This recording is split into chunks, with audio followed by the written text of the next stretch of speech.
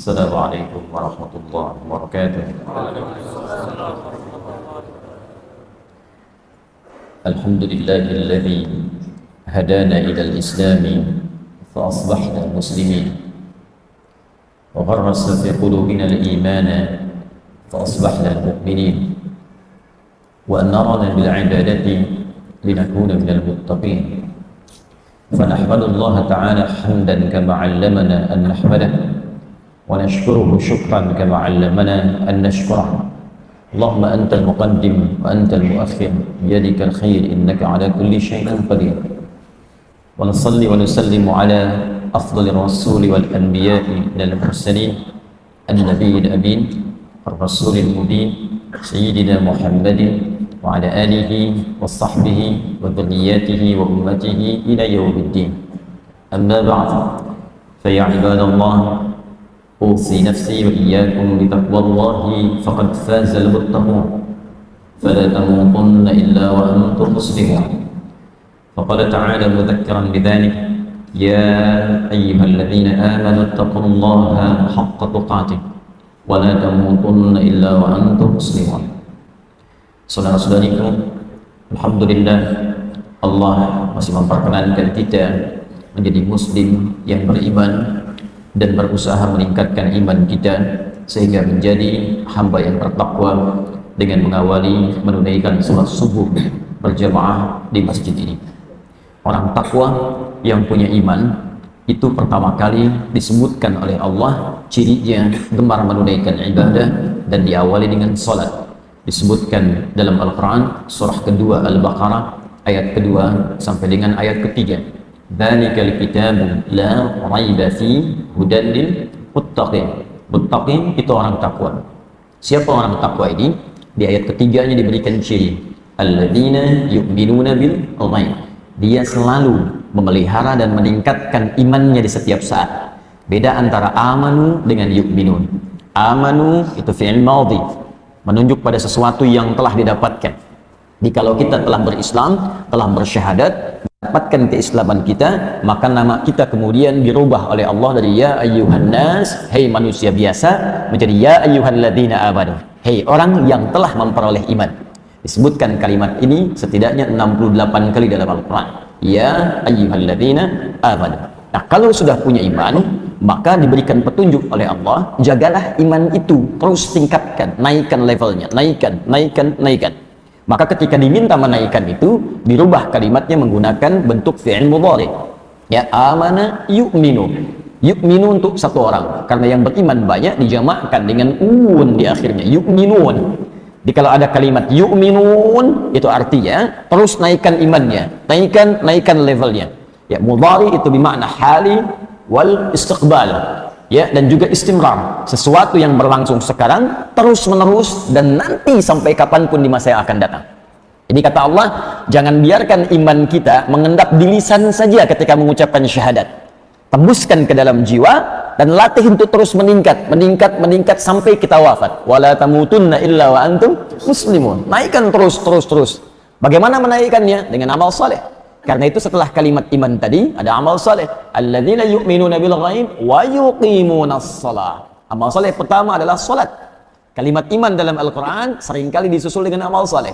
Ya, wal 'asr innal insana lafi khusr illa alladzina amanu wa 'amilus shalihat. Ya ayyuhalladzina amanu kutiba 'alaikumus shiyam. Ya ayyuhalladzina amanu aufu bil 'uqud. Tapi amal saleh yang paling dasar itu salat. Salat yang paling menentukan apakah baik tidak amalan yang lainnya. Alhamdulillah, kalau baru bangun kita tidur, kemudian dipanggil dengan suara adzan, kita respon dengan salat, ini menunjukkan iman kita masih tertanam dalam jiwa. Dan berbahagialah ketika iman itu diwujudkan dalam bentuk salat, terpanggil kita menunaikan salat berjamaah. Berjamaah tingkatnya lebih tinggi dibanding sendirian. Salatul jamaati afdalu min salatil fardi, ya, bi 27 darajah. Salat berjamaah lebih utama dibandingkan dengan sendirian. Pahalanya 27, yang sendirian satu nilainya 10. Di Quran surah ke-6 ayat 160. Man jaa bil hasanati falahu 10 amsalha. Siapa yang mengerjakan satu kali hasanah, perbuatan baik, maka nilainya 10. Salat disebut dengan hasanah. Quran surah ke-11 ayat 114. Aqimis salata tarafain nahar wa zulatan minal lail innal hasanati yudhibnas sayyiat. Tunaikan salat di antara dua ujung siang sampai dengan ke malam, termasuk subuhnya. Sungguh salat itu jika dikerjakan keseluruhannya, kata Allah, itu namanya hasanat. Bentuk jamak dari hasanah. Setiap perbuatan hasanah disebutkan di Quran surah Al-An'am tadi ayat 160, poinnya 10. Jadi kalau Anda kerjakan sekali salat dapat poin 10. Tapi kalau berjamaah kalikan 27. 270. 270. Masya Allah. Baru bangun tidur, salatnya berjamaah, berarti levelnya naik daripada iman yang standar. 2 ayat, 3 ayat, 1 halaman, 2 halaman. Lebih baik daripada kemarin. Kemarin 1 ayat, sekarang 2 ayat. Kemarin 1 halaman, sekarang 2 halaman. Jadi kalau Allah berikan sekarang untuk memperbaiki yang kemarin, belum dimanfaatkan juga, Anda butuh berapa hari lagi untuk bisa merubah diri lebih baik. Karena perlombaannya semakin hari, itu semakin ketat, Pak, Bu. Ini sekarang saya perhatikan ada peserta karantina aja, umurnya masih muda. Anda bayangkan dalam 11 hari, dia sudah menghafal 24 juz. Anak masih muda. Ada anak 9 tahun, 10 tahun, 16 tahun, menghafal Quran, berusaha untuk mendapatkan Quran, untuk bekal menghadap kepada Allah Subhanahu wa Ta'ala. Dia berjuang 11 hari, dapat 24 juz. Anda diberikan 11 tahun, 12 tahun, 13 tahun, 40 tahun, 50 tahun, untuk baca aja belum punya waktu. Anda butuh berapa tahun lagi? Dan Anda mengharapkan surga gitu. Itu mahal, butuh perjuangan. Jadi kalau sudah puluhan tahun belum bisa memperbaiki diri, ya apa yang Anda banggakan di hadapan Allah Subhanahu wa Ta'ala? Perjuangannya semakin ketat, perlombaannya sengit. Jadi kalau kita nggak mulai sekarang, tertinggal. Dan butuh berapa lama lagi? Maka itu kita selalu diajarkan doa yang tersambung dalam riwayat yang sahih ya kepada orang-orang sebelumnya. Allahumma aslih ahwalana, Allahumma aslih ahwalana. Karena selalu dalam Al-Quran ketika kita ingin kembali kepada Allah, diikuti kalimat islah. Taba wa aslaha, taba wa aslaha. Orang taubat itu selalu islah, memperbaiki dirinya, memperbaiki dirinya. Karena itu sebelum kita memulai kajian, kita coba ingin kuatkan dulu keimanan kita kepada Allah dengan komitmen. Setiap ada waktu berganti, jangan tunggu esok hari. Rencanakan buat nanti. Siang, apa yang Anda akan kerjakan dari amal saleh. Asar, ada rencana amalan apa? Tuliskan. Kalau perlu bikin kalender kegiatan kita. Bikin tahapan jangka pendeknya, menengahnya, jangka panjangnya. Apa yang akan kita lakukan di hari ini? Besok apa yang akan kita kerjakan? Untuk pekan depan seperti apa? Rencanakan dulu. Ketika kita niatkan, pahala dituliskan. Walaupun amal itu belum kita kerjakan. Niatkan malam ini insya Allah saya tahajud. Begitu maghrib meninggal. Tapi beruntungnya kita kalimat Nabi SAW di Al-Bukhari, nomor hadis yang pertama, riwayat dari sahabat Umar bin Khattab radhiyallahu taala anhu, ternyata pahala dituliskan bukan pada amal yang telah kita kerjakan, itu bonusnya, tapi pada niat yang telah kita tanamkan, itu awal mula pahala diberikan. Qala Nabi SAW, innamal a'malu binniyat. Sungguh semua perbuatan yang kita kerjakan itu. Perhatikan detilnya kalimat Nabi, diksinya indah tuh. Kata Nabi, ana afsahul Arab baina anni min Quraisyin. Saya orang Arab yang paling fasih. Orang Arab yang paling fasih itu otomatis pembicaraannya selalu lekat dengan balaghah. Balaghah memiliki 3 jenis turunan ilmu. Ada ma'ani, 2 bayan, 3 badi'ah. Ma'ani adalah memilih diksi, pilihan kata yang sesuai dengan konteks. Pas pilihannya. Nabi tidak mengatakan innamal af'alu. Tapi Nabi mengatakan innamal a'malu. Innamal a'malu. Ingat, beda antara a'mal dengan af'al. A'mal jamak dari kata amal. Af'al jamak dari kata fa'al.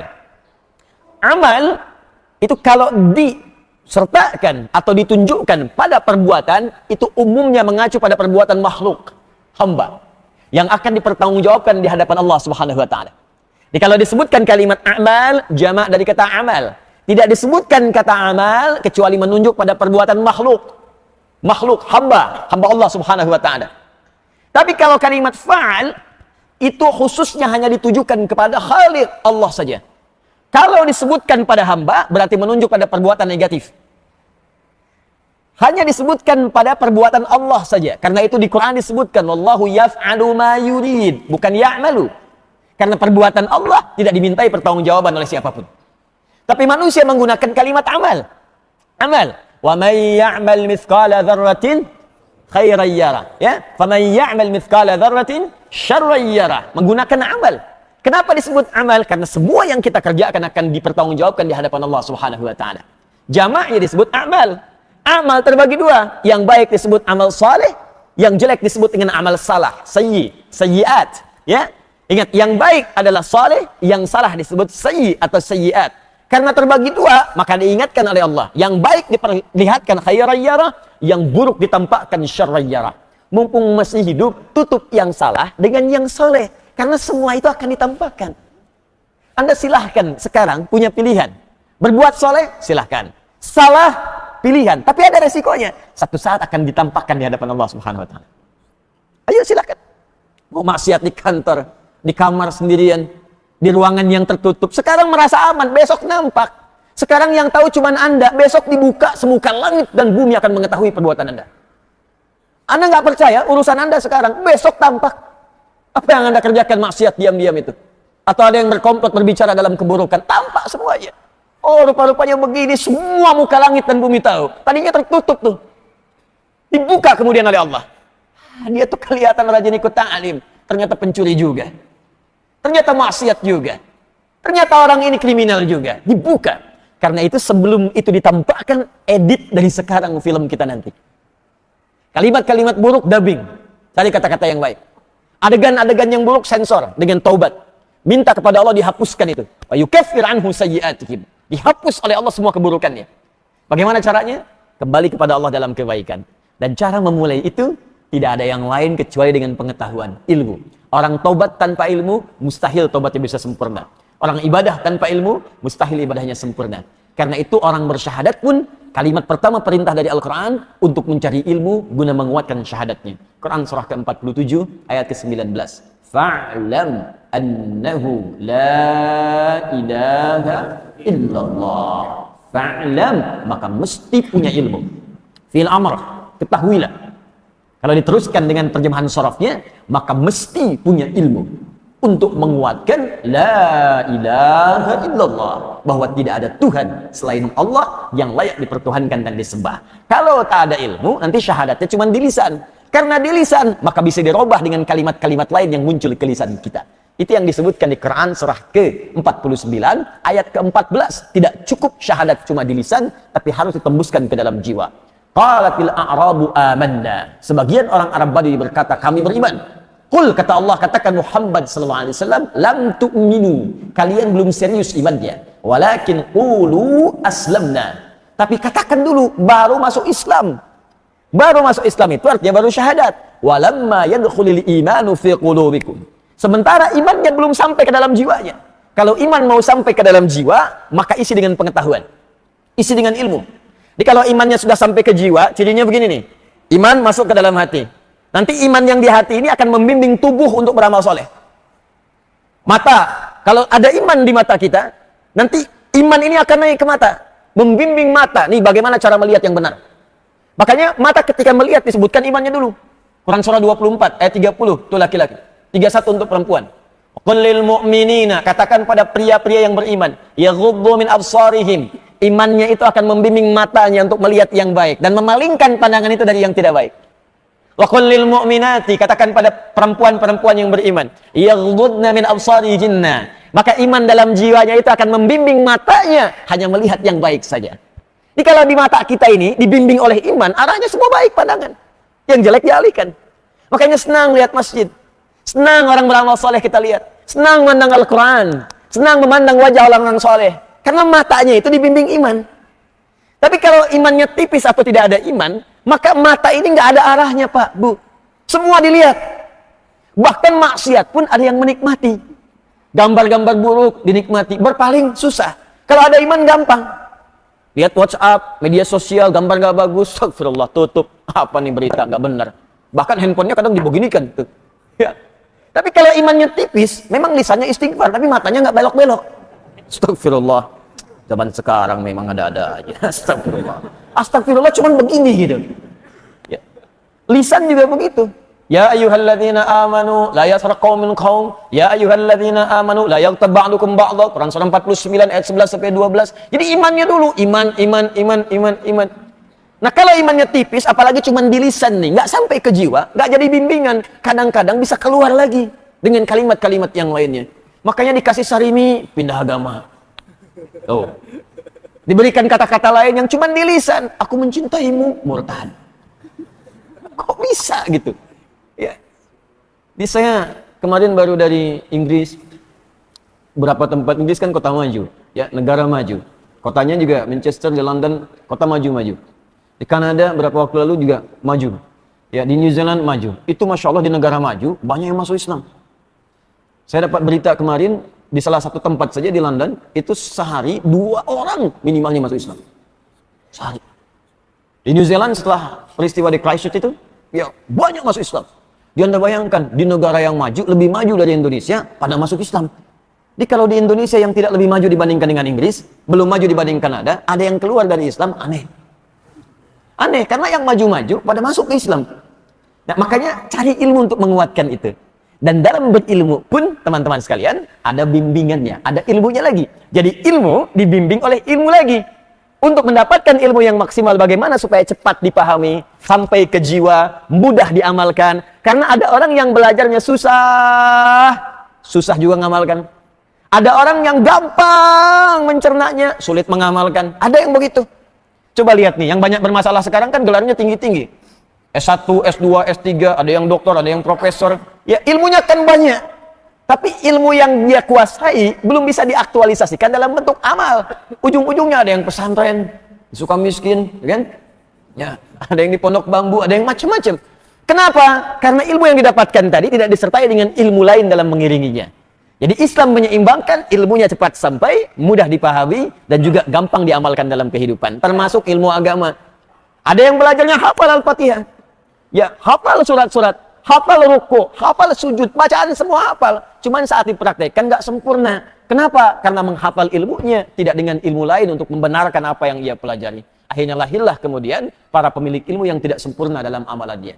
Saking hafalnya, Anda bayangkan, orang yang tarawih 11 rakaat saja 1 jam, ini yang 23 rakaat 7 menit. Itu yang saya maksudkan. Ya. Yuk kita mulai. Ada banyak karya para ulama tentang ilmu. Cara kita mempelajari ilmu atau disebut dengan adab dalam menuntut ilmu, dan di antara sekian karya itu kita telah fokuskan dalam kurikulum kita pembahasan di Suburi Al-Azhar ini untuk membahas kitab Syekh Muhammad Hashim bin Asy'ari, yaitu Adabul Alim wal Muta'allim. Kali ini kita sampai ke halaman 15, masih dalam keutamaan ilmu, orang berilmu dan orang-orang yang menuntut ilmu. Bismillahirrahmanirrahim. Kita langsung saja. Wa qala sallallahu alaihi wasallam, dan Nabi sallallahu alaihi wasallam pernah bersabda. Ini dalam rangka, kembalikan ke judul topiknya ya. Di topiknya itu tentang keutamaan atau keistimewaan orang yang berilmu, orang yang menuntut ilmu, dan orang yang mengajarkan pengetahuan setelah ia pelajari sebelumnya. Jadi ada 3 golongan di sini. Ya, 1 orang berilmu. Yang kedua, orang yang menuntut ilmu, yang sedang belajar. Yang ketiga, orang yang mengajarkan kembali apa yang dia telah pelajari. Jadi 3 golongan di sini ya. Yang belajar, sudah itu dia dapat ilmu. Yang belajar disebut dengan muta'allim. Ya, yang belajar disebut dengan muta'allim. Kalau sudah dapat ilmunya, disebut alim namanya. Ya, alim. Kalau mengajarkan kembali ilmunya, disebut mu'allim namanya. Jelas ya? Ada muta'allim, ada alim, ada mu'allim. Jadi kalau ada yang menyebutkan Masya Allah mu'allim artinya orang yang mengajarkan ilmunya. Kalau ada alim, jama' alim itu ulama, itu jama'nya. Ya, saya tuliskan supaya kita pahami dengan baik ya. Bismillah.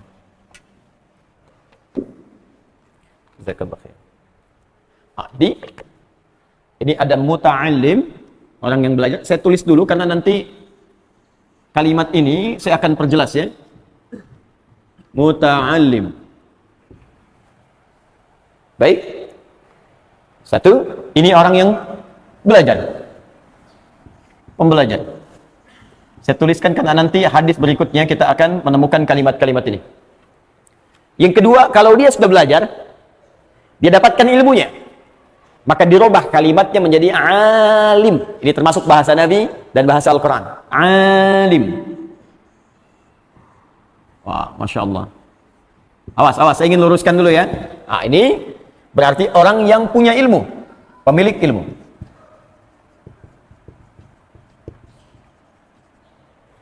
Awas, dia alim banget, alim. Ya, alim yang dimaksudkan itu bukan rajin ibadah. Karena ada orang menyebut orang rajin tahajud, gitu kan? Orang rajin puasa, rajin baca Al-Quran, terus disebut dia orangnya alim, gitu kan? Nah, alim di sini, kalau dalam pengertian bahasa Arab, bukan itu yang dimaksudkan. Jadi, awalnya yang dimaksudkan bukan orang yang senang ibadah, bukan. Alim di sini orang yang punya pengetahuan. Jelas, yang pengetahuan ini boleh jadi kemudian dipakai dalam ibadahnya. Di sholat, tahu ilmunya, cara sholat yang benar. Ya, takbir, dia tahu apakah mengangkat kemudian setinggi bahunya sejajar hadwaman kibaihi, ataukah sejajar dengan daun telinganya. Bahkan dia gali hadisnya. Oh, yang ini dari Abu Hurairah, dari Khalid bin Rafi Az-Zuraiqi, diriwayatkan oleh Al-Bukhari, diriwayatkan oleh Imam Muslim, yang ini dari Imam An-Nasa'i, nomor hadis 1101. Ya, dicari sama dia tuh. Sampai dengan takbir diucapkan Allahu Akbar, ini di Abu Daud. Sampai tangan disimpan di mana? Tahu betul. Jadi dia beribadah dengan ilmunya yang bersanad kepada Nabi sallallahu alaihi wasallam. Itu alim. Kalau cuma ibadah tapi tidak tahu dasar ilmunya, cuma dapat informasi takbir angkat begini, ucapkan Allahu Akbar, ruku ucapkan ini, sujud ucapkan ini, maka namanya disebut abid. Abid. Tuh. Jamaknya disebut abidin. Ya, Haji Abidin. Atas biaya dinas. Nah, itu bukan yang itu ya. Nah, ini abid. Jadi kalau Anda ingin menyebutkan alim, itu artinya orang yang punya ilmu, pengetahuan. Jamaknya disebut ulama. Ya. Jamaknya disebut ulama. Jadi ulama itu sebetulnya bentuk jamak. Mufradnya, singularnya disebut dengan alim. Dia seorang ulama. Bukan. Dia seorang alim. Mereka ulama. Majlis Ulama Indonesia. Di majlis itu orang-orang alim berkumpul. Di majlis itu para pemilik ilmu berkumpul. Makanya kalau ingin tanya fatwa, tanya ke majlis ulama. Lihat fatwanya. Ada alim di bidang tafsir, alimul tafsir, alimul Quran, alimul hadis, alimul fiqih, alim usul fiqih, alim qawaid fiqih. Kumpul semua di situ. Karena kumpul orang-orang alim dijamakkan namanya ulama. Jelas? Kalau ulama ini mengajarkan kembali ilmu-ilmu mereka, maka kemudian katanya berubah pada yang ketiga, namanya muallim. Saya jelaskan dulu ini, muallim. Muallim, ini pengajar yang mengamalkan kembali ilmunya.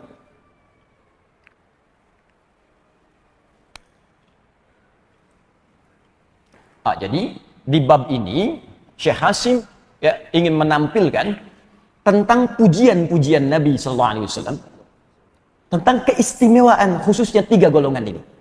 Nanti kita temukan ada yang keempat, nanti kita akan lihat ya. Teman-teman, jadi oleh Nabi orang-orang yang senang belajar, orang-orang yang telah tahu pengetahuan, dan orang-orang yang mengajarkan pengetahuan, itu oleh Nabi diistimewakan dibandingkan dengan kalangan-kalangan biasa. Jadi kalau Anda masuk satu di antara 3 ini, atau nanti ada golongan yang keempat, menjadi bagian dari ini, maka berbahagialah karena Anda termasuk golongan yang dipuji dan diistimewakan oleh Nabi SAW. Jadi kalau yang muji Adi Hidayat, jangan bangga dulu. Jangan bangga dulu. Karena boleh jadi menurut ukuran ustadz lain, apa yang disampaikan seorang Adi Hidayat bisa berbeda. Tapi kalau yang memuji Nabi, seorang manusia mulia, yang bahkan langsung dipuji oleh Allah, wa innaka la'ala khuluqin azim. Engkau akhlakmu begitu mulia. Ibadahnya luar biasa sampai disebut Ahmad oleh Nabi Isa. Min ba'di ismuhu Ahmad. Quran surah 61 ayat yang ke-6. Ahmad itu kan menunjuk pada sifat ibadah yang tinggi. Ibadahnya. Dari kata hamid. Jadi kalau disebutkan hamid, artinya yang rajin di satu aspek ibadah.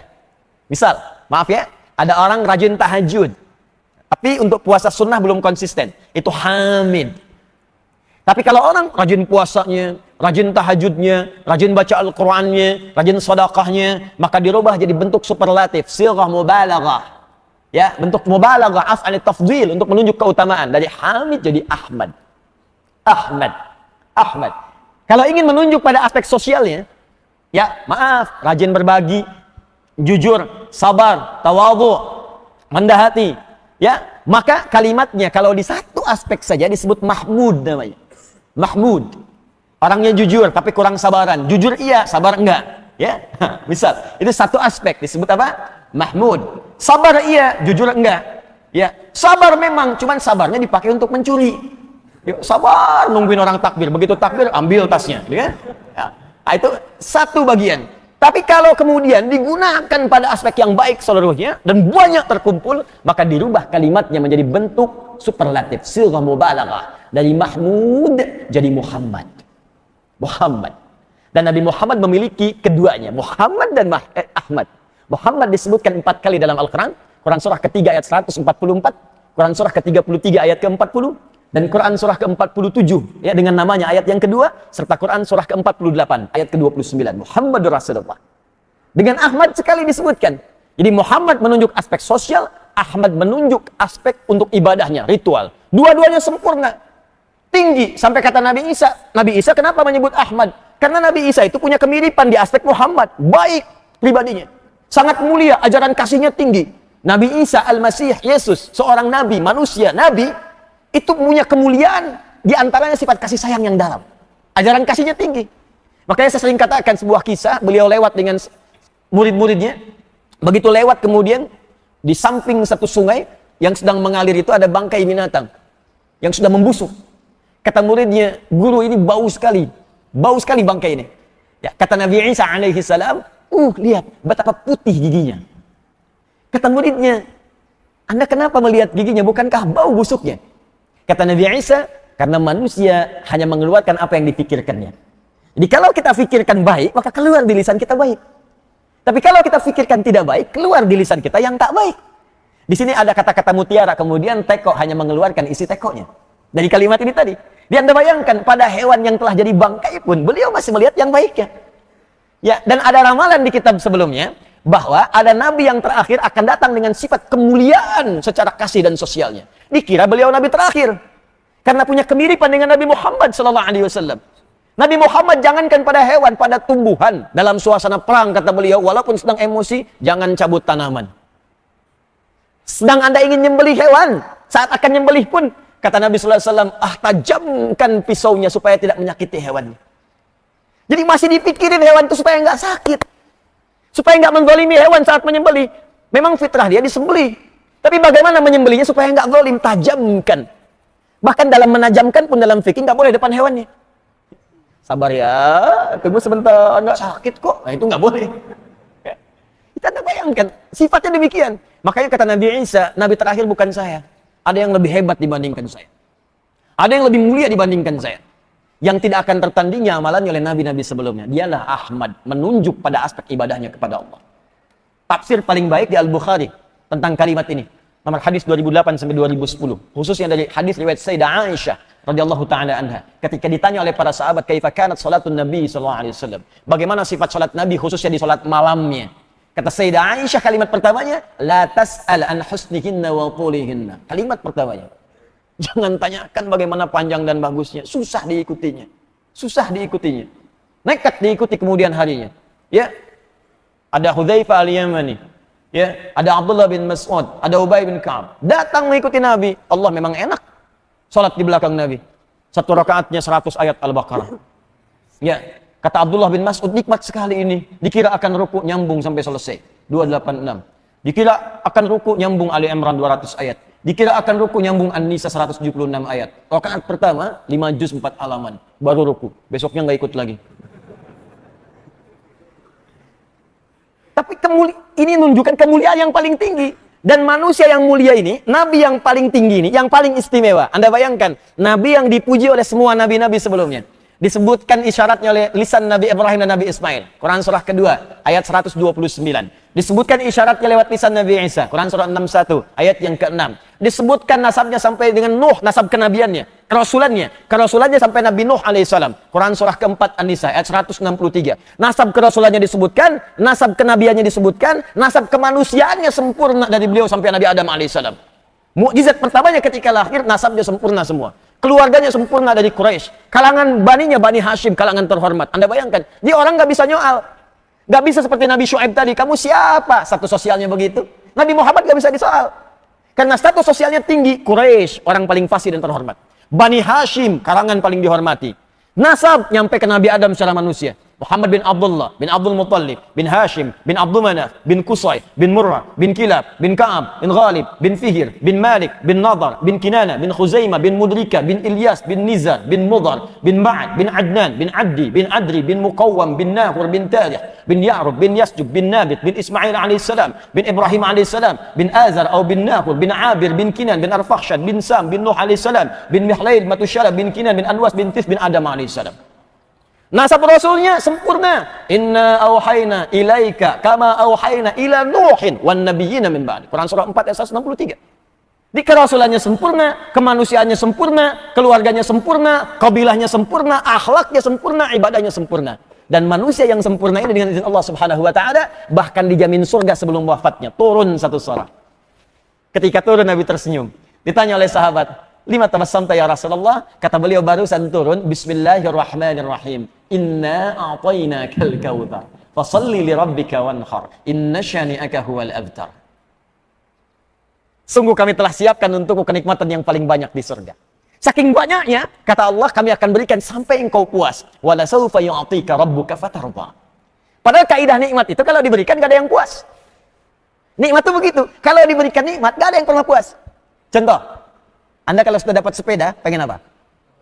Berarti gak puas dengan sepeda, pengen motor. Kalau sudah punya motor, pengen apa? Mobil. Anda pakai motor, lihat orang bawa mobil, pengen mobil. Kalau sudah punya mobil, pengen apa? Oh, pesawat. Simpan di mana?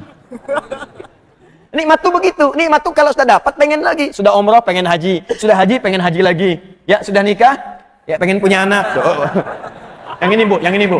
Ya, kalau suami Ibu ada jajaran ini, berarti ini nih. Ya, selalu begitu. Naik, naik, naik. Tapi di surga, ya, begitu kita pengen anggur, ada anggur. Pisang, ada pisang. Minuman ini datang semuanya. Kata Allah kepada Nabi Muhammad, khusus untukmu, wala sawfa yu'tika, untukmu saja. Wala sawfa yu'tika rabbuka fatarda. Aku akan berikan kepadamu limpahan nikmat sampai kamu berkata, saya puas ya Allah. Saya ridha. Manusia yang paling sempurna. Dan beliau yang sempurna ini dengan izin Allah, dari kenabiannya, kemanusiaannya, sifatnya, jaminan surganya, memuji kalangan tertentu. Ini yang mau saya sampaikan. Jadi kalau Anda dipuji oleh orang biasa, ya jangan lu bahagialah. Tapi kalau yang memuji adalah orang yang telah dipuji Allah dengan segala kemuliaannya, di situ patut kita kejar. Apa objek yang menjadi pujian oleh beliau itu? Karena kalau beliau sudah memuji, artinya amalan itu disukai oleh Allah Subhanahu wa taala. Baik, di antara amalan itu, waqala sallallahu alaihi wasallam, dibocorkanlah oleh Syekh Muhammad Hashim bin Asy'ari di kitab ini. Apa amalannya? Baik, kalimat nabinya, baik, waqala sallallahu alaihi wasallam, dan Nabi sallallahu alaihi wasallam pernah bersabda, "Ughdu 'aliman." Di riwayat lain, "Kun 'alima au muta'allima." Awas, au mustami'a, au muhibba, fala takunil khamisa fatahlak. Fokus. Kun 'alima, jadilah engkau orang berilmu. Au muta'allima, atau orang yang belajar pengetahuan. Fokus.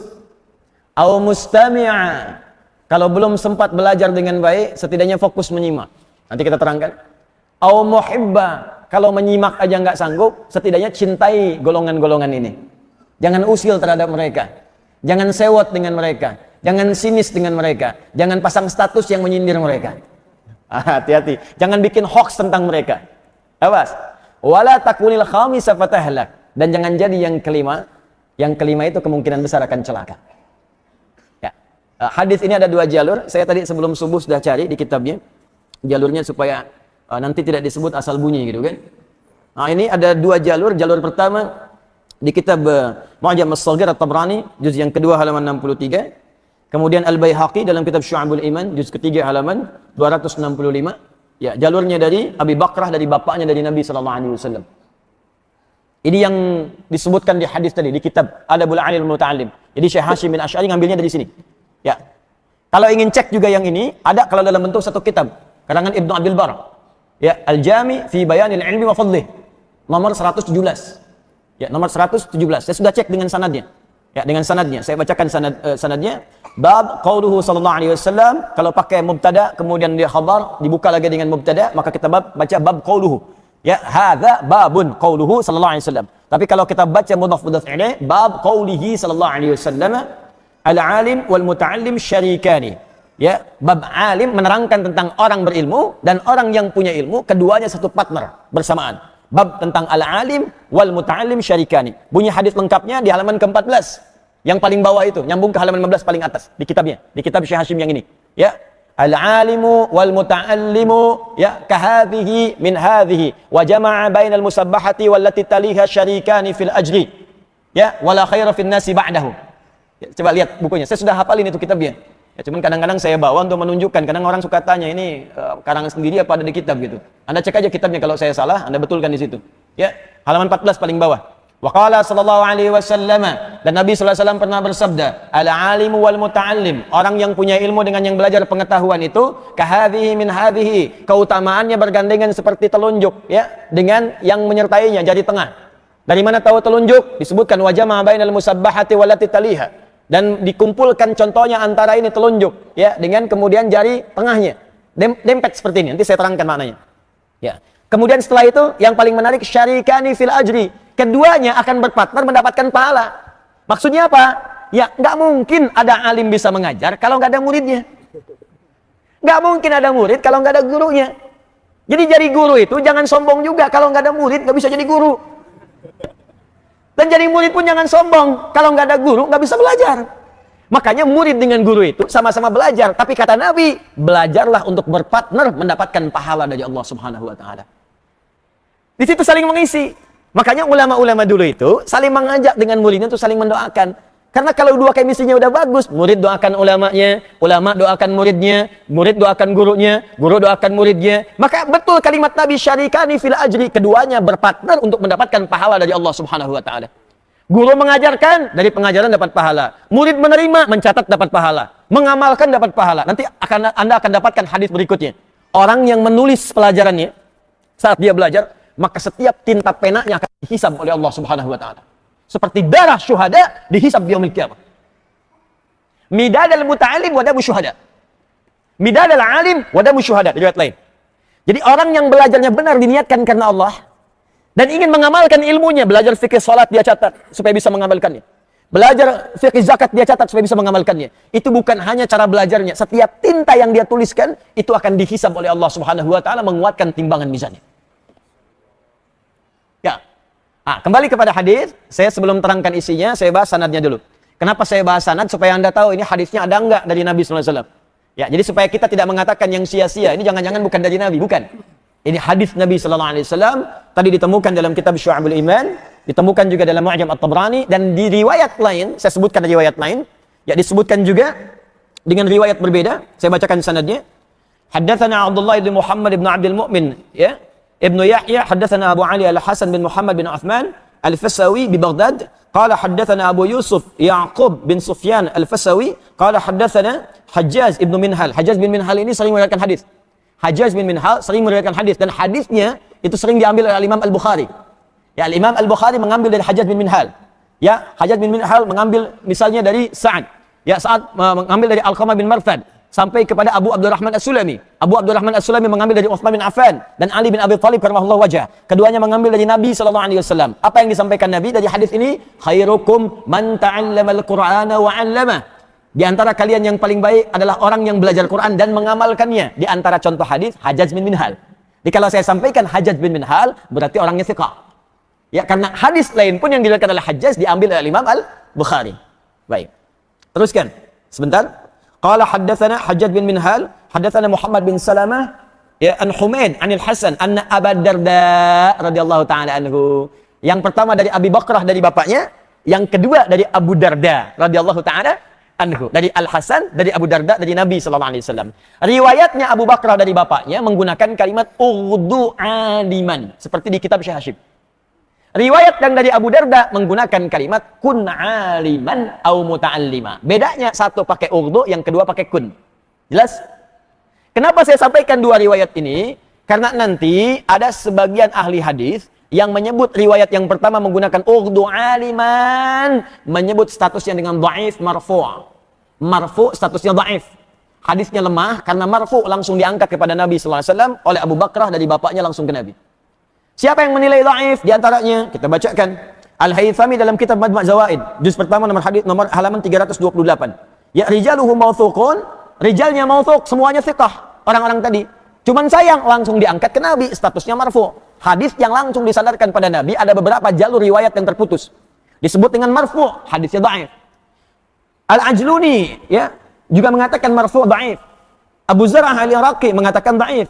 Syalbani dalam kitab Silsilah al-Hadits ad-Dha'ifah mengatakan dhaif. Ya, di halaman yang ke-6 nomor hadis 337. Juz yang ke-6 ya halaman 337. Ya, cuma gini, kalau Anda nggak belajar ilmu hadis, cuma dengar dhaif, sebagian orang yang tidak tahu ilmunya. Catat kalimat ini.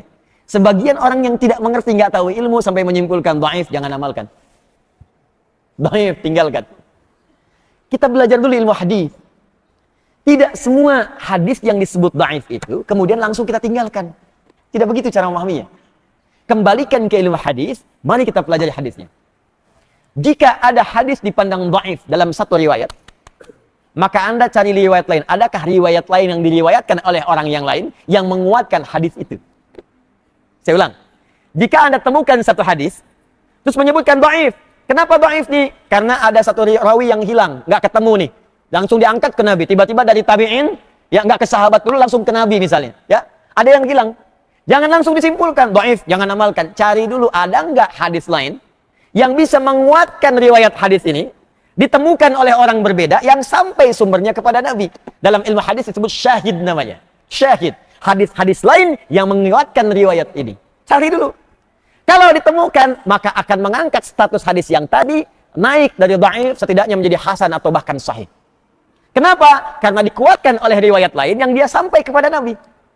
Kalau dalam secara fisik tuh, ya, satu yang langkahnya itu kurang bagus, ditopang oleh orang lain yang sehat, maka dia bisa berjalan bersamaan. Ada satu orang jalannya pakai tongkat, lambat. Tiba-tiba ada orang kuat, suka fitness. Ya, Masya Allah. Apa bedanya fitnah dengan fitness? Kalau fitness ke gym, kalau fitnah ke jam.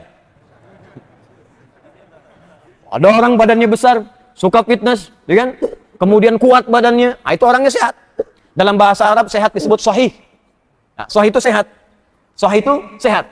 Ya, sahih sehat. Kalau lemah badan, lemah kaki lemah disebut dhaif. Ya, dhaif. Yang satu pakai tongkat, yang sehat datang. Mau kemana Pak? Mau ke sana. Berapa lama lagi jaraknya? 1 kilo. Kelamaan Pak jalannya, nggak akan nyampe. Bapak mau ngapain? Ikut ta'lim Ustaz Adi. Jalan pakai tongkat, jarak masih 1 kilo, gitu kan? Ya, kelamaan. Kapan dimulai ta'lim Pak? Jam 5. Wah Pak, sekarang ada udah jam 5 kurang 5. Bapak nyampe sana udah bubar. Saya gendong aja. Gendong, jalan. Kecepatan meningkat. Masya Allah, begitu kecepatan meningkat, baru jalan 10 meter datang orang pakai mobil. Pit, mau kemana Pak? Taklim. Saya juga mau berangkat, ikut aja. Sepites-pitesnya orang, sekuat-kuatnya, pakai mobil masih kalah mobil. Mobil nggak usah fitness, jalan kenceng ada nyampe dia. Ya, maka naikkan ke mobil. Yang satu lemah, digendong oleh orang tadi lebih kuat, naik mobil lebih kenceng lagi. Hadis dhaif diriwayatkan oleh seorang, nggak nyampe ke Nabi, datang orang lain lebih dekat masanya ke Nabi, gendong. Datang yang lebih dekat lagi, gendong lagi, cepat, boom, nyampelah riwayatnya ke Nabi sallallahu alaihi wasallam. Dhaif naik, ya. Jadi kemudian hasan naik lagi jadi sahih li ghairihi. Naik lagi bisa jadi sahih. Naik. Nah, hadis yang diriwayatkan oleh beliau ini yang diambil dari kitab Al-Jami' tadi, ya, di Bayanil Ilmi wa Fadlihi karangan Ibnu Abdul Bar, dikuatkan lagi riwayatnya kalau dirujuk ke kitabnya langsung. Apa di antara kitabnya itu? Ya, teman-teman sekalian, tadi yang saya sebutkan. Baik, riwayatnya apa? Yang saya bacakan riwayat sahabat Abu Darda. Kan Abu Darda bertemu dengan Nabi sallallahu alaihi wasallam. Nah, jadi jangan langsung simpulkan dhaif nih, tidak. Syekh Hasyim ingin mengajarkan, nih saya tampilkan yang ini karena yang sahih udah banyak tahu. Kalau Anda menemukan yang ini jangan langsung simpulkan dhaif, seakan-akan beliau mengajarkan ilmu dengan cara yang halus. Itu cara bacanya. Jadi jangan langsung menyimpulkan Al-Ghazali kitabnya palsu semua, jangan baca bukunya. Anda ini bagaimana? Baca dulu ilmunya. Lihat dulu. Seperti itu adabnya kita belajar. Jangan melihat orang lain langsung menghukumi. Ngaji dengan siapa? Ustaz Andi bin Ahtu. Datang dulu, tanya dulu persoalannya apa.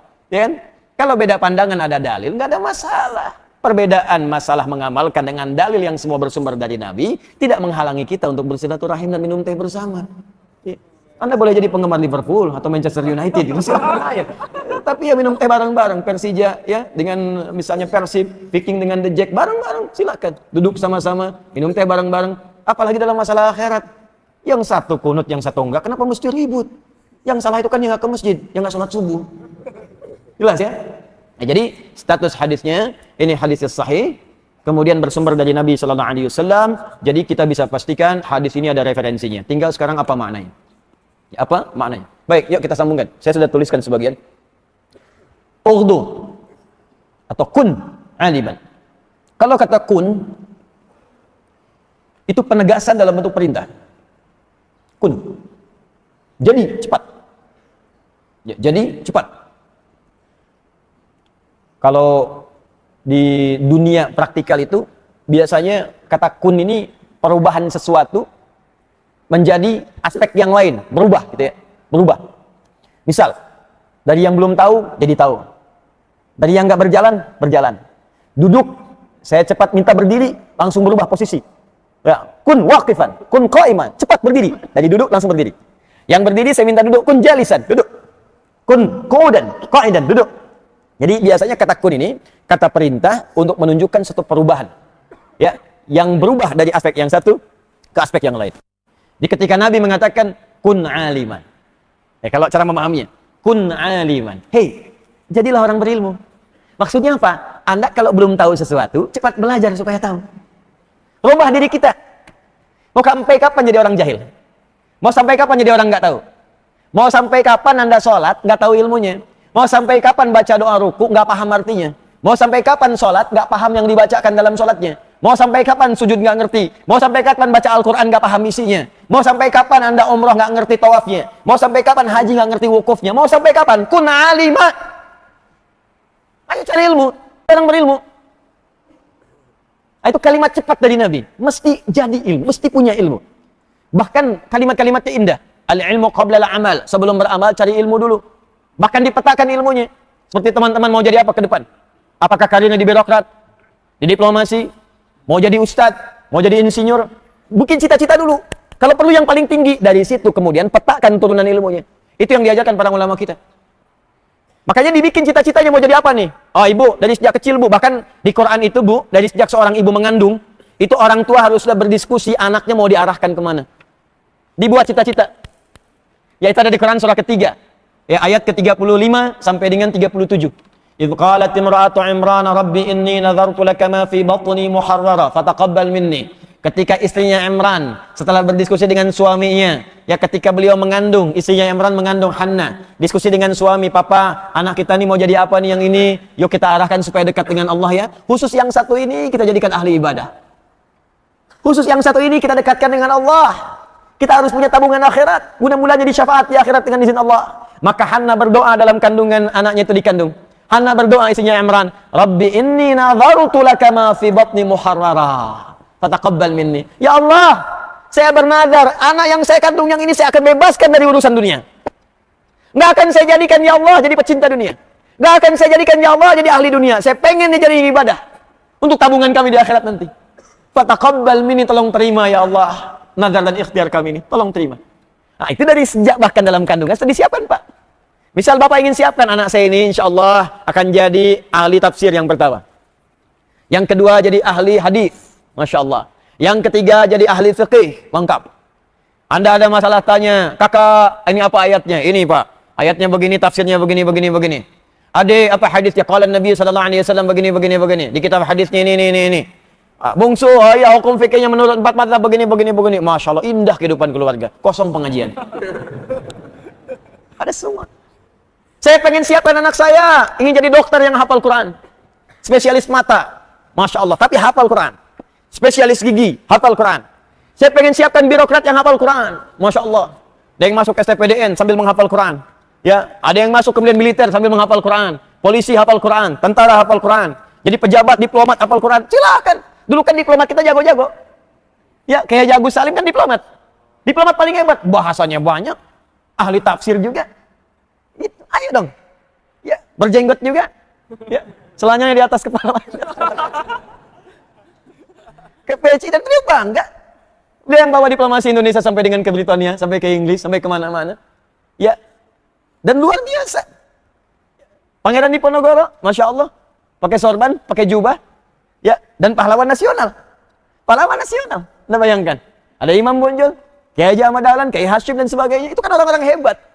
Jadi silahkan teman-teman berkarya seindah-indahnya, berkarya sebaik-baiknya, tapi niatkan untuk ibadah. Dari kecil siapkan. Kun alima.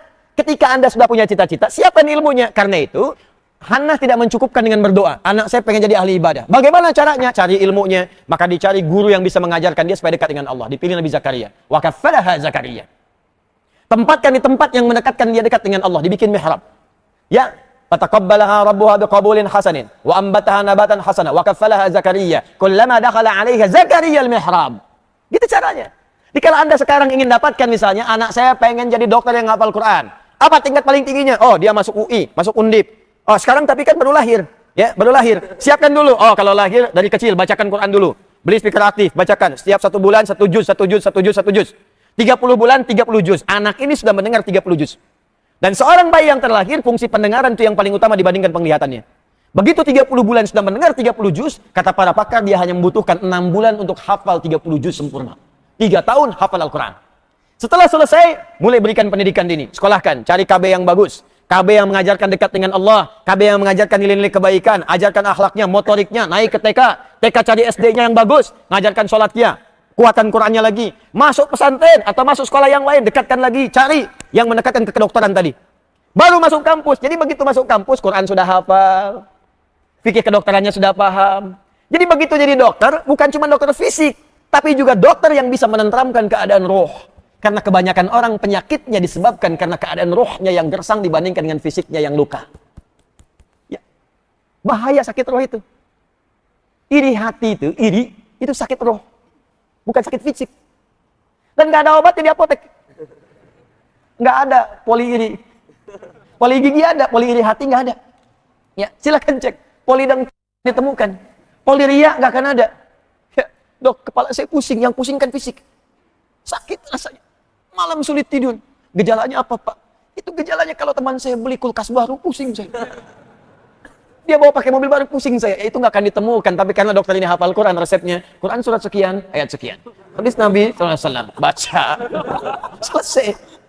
Penjelasan apoteknya Masjid Al-Azhar. Ustadznya Fulan. Datang. Selesai. Saya pernah tanya sama dokter mata, dok, apa ciri mata yang sehat?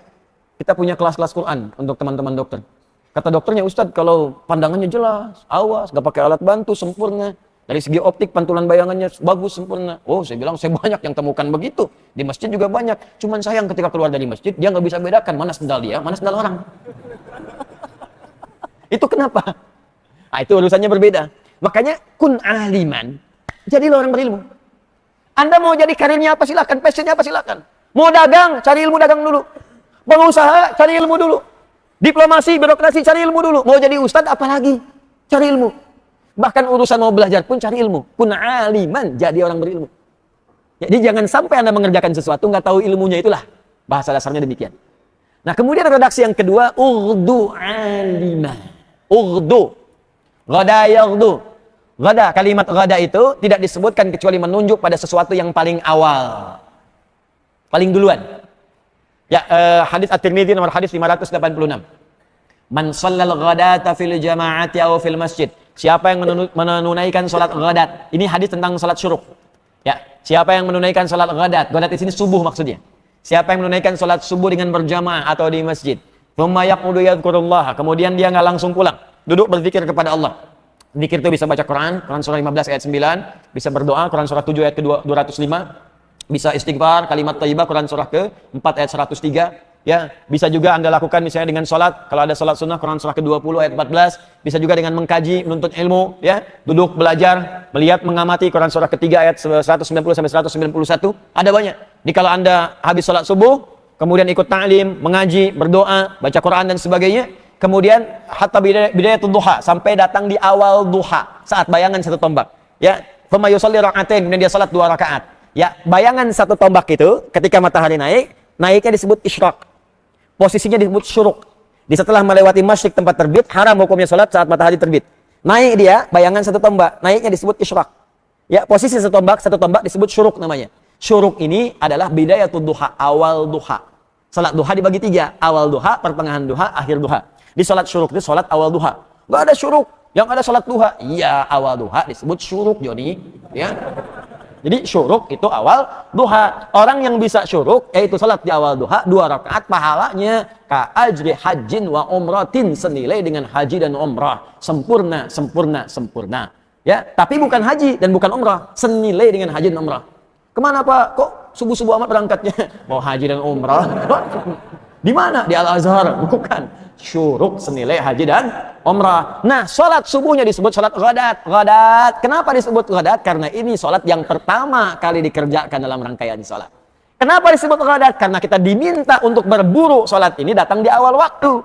Karena itu kalau orang tahu keutamaan sholat subuh, kata Nabi, dia akan datang dengan merangkak.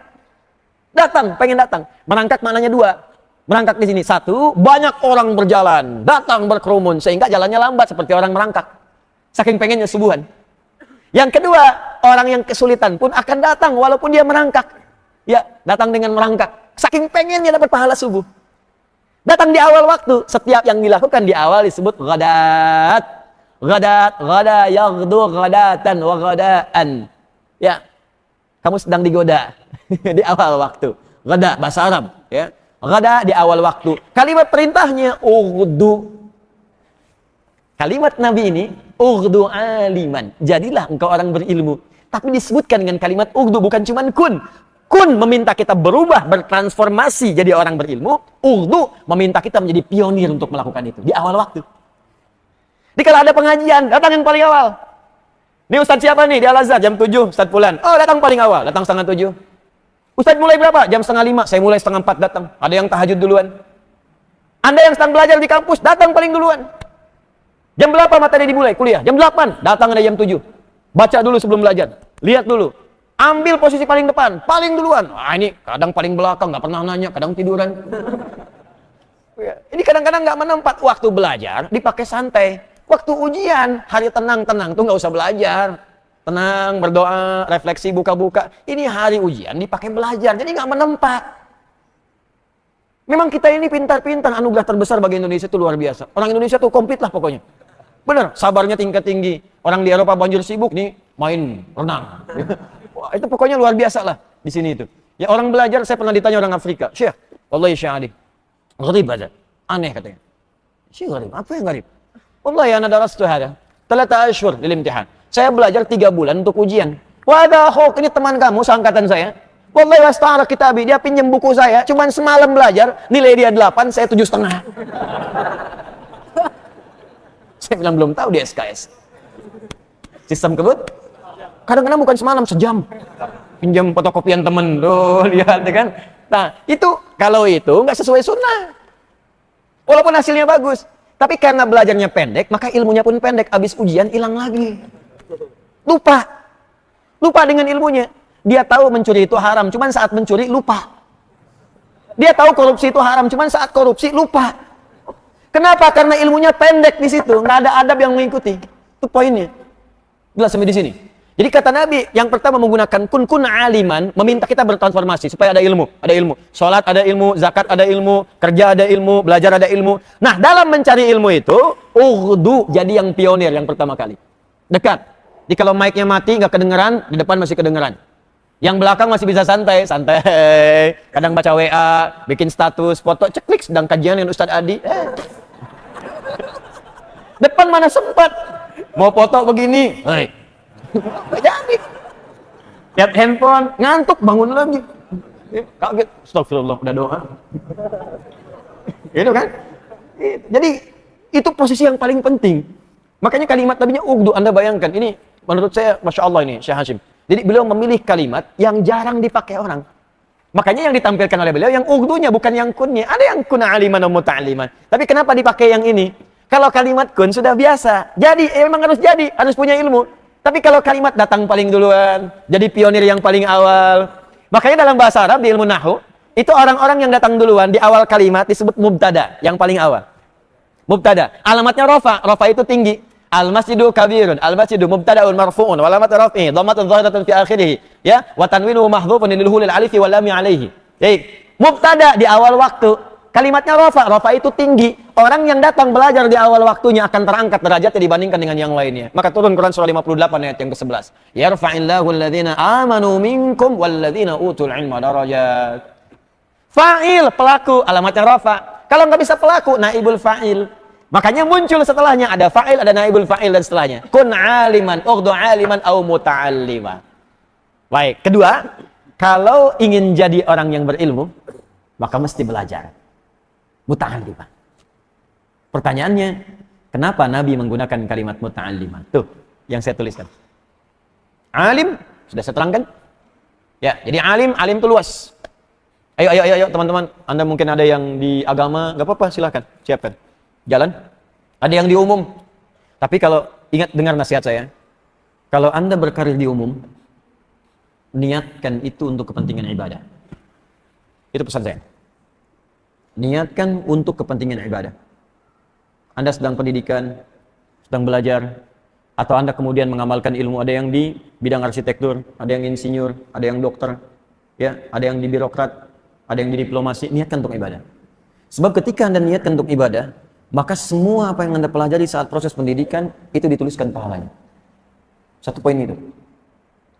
Yang kedua, jadi punya nilai akhirat. Yang kedua, ketika Anda lulus dan Anda akan beramal, Anda akan langsung mendapat bimbingan Allah supaya menunaikan tugas pekerjaan Anda sesuai dengan koridor dan hukum-hukum Allah. Anda akan dijaga dari perbuatan maksiat. Itu akan menjaga Anda. Jujur, akan terus menjaga kita. Jadi maksiat itu dijaga, dijauhkan. Jadi pejabat, Anda diarahkan pada yang benar. Hal-hal yang buruk, itu Allah singkirkan. Dikuatkan benar di jiwa kita. Dan yang paling dahsyat, karya yang akan dia buat, otomatis dia dipahala. Contoh, Anda kuliah di salah satu kampus misalnya, apapun itu untuk jadi insinyur. Anda niatkan untuk ibadah. Bahkan sambil menghafal Quran, sholat dijaga, dan sebagainya. Begitu lulus, Anda bikin jalan. Anda niatkan untuk ibadah, ya Allah, saya niatkan jalan ini yang dibangun, memang proyek dunia, tapi niatnya akhirat. Begitu jadi jalannya, saya niatkan untuk ibadah, ya Allah. Tolong jadikan setiap yang pakai jalan ini, ya Allah, berada dalam kebaikan. Begitu jalan itu dipakai oleh orang sholat akan ke masjid, setiap orang yang sholat lewat jalan itu, maka dari setiap orang yang lewat itu, Anda mendapatkan bagian pahalanya tanpa dikurangi sedikit. Ada orang mau umrah lewat jalan yang Anda bikin, Anda mendapat bagian pahalanya. Anda yang bikin pesawatnya, Anda yang bikin pipa wudhu tuh, pipa keran tempat wudhu, Anda yang bikin, Anda niatkan tuh ibadah, dunianya dapat, bayaran dapat, gaji dapat, akhirat pahala dapat. Setiap orang wudhu Anda dapat pahalanya. Apa Anda tidak baca di hadis Muslim? Man dalla ala khair falahu ajruhu mithla ajri fa'ilihi min ghairi an yanqusa min ajri syai'. Siapa yang menunjukkan, memfasilitasi pada kebaikan, dia mendapat pahala yang sama dengan yang mengerjakannya tanpa dikurangi sedikit pun. Allahu akbar. Siapa yang bikin karpet ini? Kalau cuma diniatkan untuk dunia, cuma dapat dunianya. Tapi berapa banyak orang sujud di sini? Siapa yang bikin speaker ini? Ustaz gak punya ilmunya. Fikih speaker. Fikih itu penggunaan hukumnya. Yang bikin speakernya nggak bisa. Kalau nggak bisa bikin, gimana Ustaz teriak-teriak sampai belakang? Nih, kedengaran suara saya, Bu? Belakang, kedengaran? Kedengaran? Tidak. Makanya nggak bisa jawab. Kedengaran suara saya? Kedengaran, karena ada ini. Ini wasilah ini. Wasilah, kalau nggak ada ini, nggak akan nyampe suara. Ya, kalau nggak direkam, nggak akan sampai orang-orang menyimak di luar masjid ini. Maka berbahagialah orang yang bikin video, orang bikin kameranya, orang bikin rekamannya, kalau diniatkan karena Allah. Pertanyaan saya, Anda selama kerja ini, bahkan ada yang sudah pensiun, diniatkan ibadah enggak? Berapa pahala Anda hilang sama bertahun-tahun? Ini mumpung yang masih belajar-belajar. Saya ada yang masih pakai seragam, teman-teman datang belajar, Masya Allah, berbahagialah Anda. Berbahagialah. Nah, kalau Anda sedang pendidikan seperti ini, sedang belajar, atau Anda yang kalaupun sudah tidak berkarir lagi, datang ke masjid, belajar fikih, belajar hadis, belajar tafsir, maka kata Nabi kalimat yang menggunakan ughdu aliman, au kun aliman, au muta'alliman. Kalau belum sampai pada derajat yang pertama alim, maka yang kedua naiki tangganya. Ini akan punya nilai yang sama dengan yang pertama kalau serius. Muta'allim. Jadilah muta'allim. Jadilah pembelajar. Teman-teman, pembelajar punya dua kata dalam bahasa Arab. Satu, darisun. Dari kata darasa, yadrusu. Darsan wa dirasatan, fahuwa darisun. Ya. Orang Sunda biasa mengamalkan kalimat ini. Ayo ngadaras. Ngadaras itu dari bahasa Arab, dari kata darasa. Oh, berarti hujan deras bahasa Arab? Bukan, itu beda. Itu beda. Nah, banyak kosakata bahasa Arab di bahasa Indonesia, termasuk bahasa-bahasa daerah. Ya, bahasa Sunda yang bahasa pasaran, butung, ya, perut, batmun, ya, batmun. Dari kata batmun, dari kata perut, batmun. Bahasa Indonesia lebih banyak lagi, musyawarah, bab, gitu kan, lebih banyak lagi. Diserap. Makanya orang Indonesia kalau belajar bahasa Arab itu akan cepat. Karena hampir 60% kosakatanya, ya saya spesialisasi saya di bahasa. ya bahasa Arab untuk mendalami Al-Quran. Jadi saya juga mengkaji untuk tafsirnya, ya fikihnya, hukumnya, tapi dasarnya tetap di ilmu bahasanya, karena ini yang paling penting. Nah teman-teman, ternyata 60% di bahasa kita itu rata-rata terambil dari bahasa Arab. Makanya akan cepat, insya Allah akan cepat. Ya, dan itu ternyata bahasa Arab itu termasuk bahasa yang paling gampang untuk dipelajari. Makanya anak-anak kecil di Arab segini tuh cepat tuh, ya, wah langsung ketemu, cepat sekali. Ya, burung beo dibawa ke Arab tuh sana, di Mekah tuh bisa tuh, ya 2 hari 3 hari ajarin. Kayak haluk ketemu orang Arab, ayo halak. Alhamdulillah nabi khair. Enta min aina anta? Min al-jannati wan nas. Ya, itu pokoknya cepatlah beo. Jadi kalau beo aja bisa, masa kita susah? Ya masa kita susah. Nah, itu darasa ya terusul. Ada yang kedua, ta'allama ya ta'allamu, ta'alluman fa huwa muta'allim. Ta'allama. Jadi ada darasa. Darasa tempatnya disebut madrasah. Ya, darasa tempatnya disebut madrasah. Ada ta'allama. Ta'allama. Darasa orangnya daris. Yang mengajarnya mudaris. Tempatnya madrasah. Baik. Yang ini ta'allama. Orangnya muta'allim.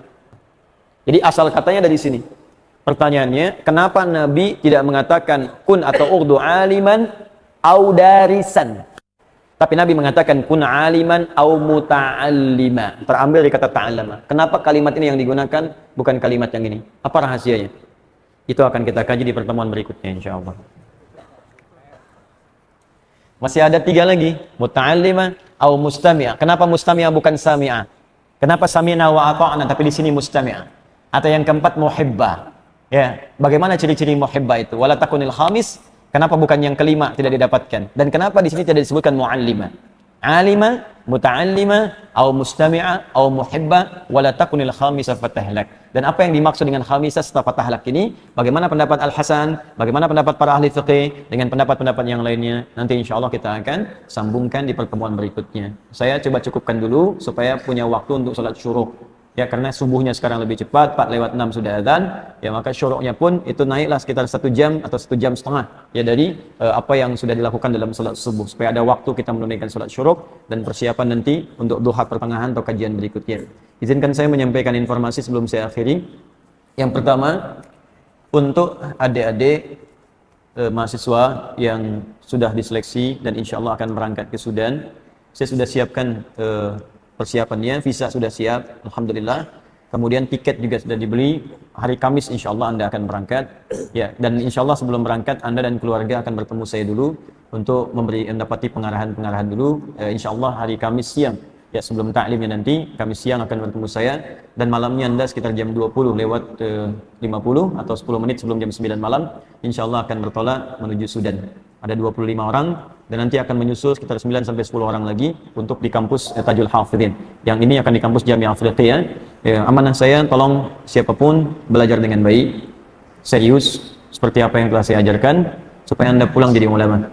Pulang jadi ulama, berbakti kepada agama, berbakti kepada bangsa, pada negara, buat yang baik-baik dan teruskan apa yang telah saya bangun. Jika Anda pulang setelah tiada atau saya wafat, Anda teruskanlah. Makanya saya jadikan semua yang telah dibangun itu wakaf untuk umat Islam. Tapi wakaf itu bukan sembarangan Anda pakai. Ya, ada pengurusnya, ada legalnya dan macam-macamnya. Jadi kami sedang bangun pesantren, bangun pusat keislaman, bangun center. Sekarang kita siapkan lahan kurang lebih, kita sedang akuisisi, mudah-mudahan bertahap kita dapati. Ada sekitar 10 hektar yang sedang kita coba akuisisi. Tapi desainnya sudah siap semuanya dan insya Allah mudah-mudahan 3-4 tahun ke depan sudah jadi. Jadi begitu itu jadi, anak-anak ini akan pulang. Ya, ada nanti yang di Madinah sedang kuliah, ada yang Mesir ada, yang di Sudan ada, Istanbul ada. Jadi saya pengen dari beberapa negara kumpul, kampus-kampus berbeda, supaya nanti ilmunya bisa saling melengkapi satu dengan yang lainnya. Mudah-mudahan mereka nanti akan menggantikan di masa depan. Kemudian yang kedua, Bapak Ibu, insya Allah kita nanti ada wisuda akbar di bulan Desember, bulan depan. Ya, mungkin nanti kita akan atur waktunya sebaik mungkin. Di bulan Desember ini akan ada 2 kegiatan. Kegiatan pertama, wisuda untuk peserta karantina yang sedang menghafal Quran dengan metode at-taysir. Alhamdulillah, ada yang hafal 24 hari, 25 hari, dan ini mungkin ada rekor nih yang kedua yang sekarang ini, karena saya lihat 11 hari sudah 24 juz. Ya, ada yang 12, mungkin 12-13 hari dia selesai 30 juz. Ya, ada juga yang ibu sudah sepuh ya, ada yang 64 tahun Bu usianya Bu, ikut yang angkatan sekarang saya lihat. Yang kemarin ada yang usia 40 tahun, dia hafal 78 hari. Ya, ada yang beberapa yang lainnya lagi. Nanti itu mereka akan diwisuda. dan dipakaikan mahkota-mahkotaan. Ya, mudah-mudahan itu terbawa sampai akhirat nanti gitu ya. Nah, kita undang juga keluarganya dan semua keluarga Quran di Indonesia kita akan undang, karena ada agenda yang kedua. Saya sekarang sedang menyiapkan buku khusus untuk membimbing menghafal Quran 30 juz 30 hari, tapi bisa dikerjakan di tempat masing-masing. Ya, karena ada banyak orang ingin ikut karantina, cuma tempatnya terbatas. Beberapa tempat, tapi kadang kami siapkan, perbaiki lagi ya, disiapkan sebaik mungkin. Ada yang bertanya, bayar nggak Ustaz? Nggak bayar. Karena untuk urusan Quran saya tidak tidak terkait dengan masalah-masalah materi. Anda hanya memenuhi kebutuhan Anda saja. Kebutuhan makan itu Anda siapkan. Ya, kebutuhan baju Anda, cuci dan sebagainya. Hanya itu saja. Pengajarnya saya tidak memperkenankan mereka untuk mendapati apapun. Ya, kita mengharap pahala dari Allah Subhanahu wa taala. Jadi kalaupun ada biaya-biaya itu untuk Anda saja, untuk makan, untuk apa dan sebagainya. Kalau tidak ada sama sekali, nanti saya siapkan bulan Desember. Kalau belum ikut, nanti di situ ada buku khusus. Lalu saya berikan panduan dan saya ajarkan langsung di karantina akbar namanya. Bagaimana cara menggunakan itu, dan kita sama-sama berniat punya target minimal dalam target 5 tahun ke depan, insya Allah kita semua menjadi ahli Quran yang menghafal Quran. Di saat orang banyak mengejar dunia dalam 5 tahun, kita kejar akhirat untuk menjadi orang-orang yang dimuliakan oleh Allah Subhanahu wa taala. Dan saling bersinergi, jangan saling mencela. Boleh jadi ada orang-orang di dunianya ini beramal untuk kebaikan kita juga.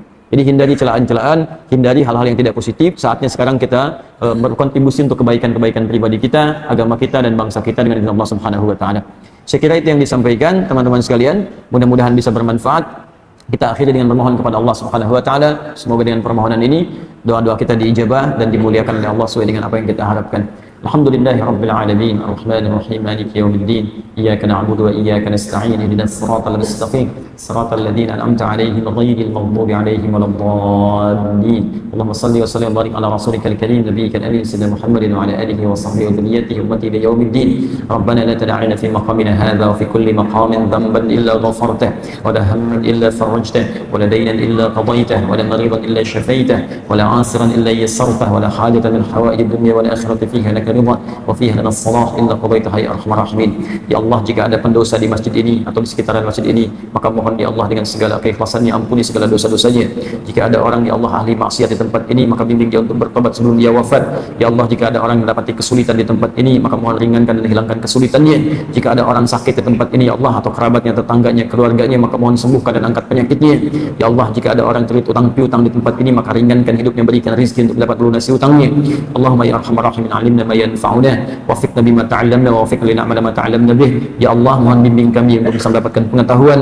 Ya Allah, bimbing kami untuk memahami apa yang kami pelajari dan bimbing kami untuk mengamalkan apa yang telah kami pahami. Allahumma ja'alna min ahlil Qur'an waj'alil Qur'ana ya Allah sahiban lana fid dunya wa syafi'an lana fil akhirah.